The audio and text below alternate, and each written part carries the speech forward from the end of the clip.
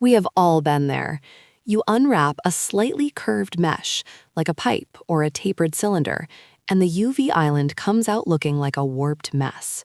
Fixing that manually by aligning vertices is a total time sink. That is why Ernesto created UV Align and Follow. While Blender has a Follow Active Quads tool, it often fails unless your active quad is already a perfect rectangle. This add-on automates the align part of that process. With one click, it squares up your active quad and forces the rest of the island to follow in a neat, professional grid. It is perfect for texturing things like architecture, straps, or any surface where you need a clean, straight layout for painting or trim sheets. You can choose between even, length average, or length modes to decide how the grid handles the scale of your original quads. It's now fully updated for the Blender 4.2 extension system and supports everything up to 4.3. For just $6, it is a massive productivity boost for your shading workflow.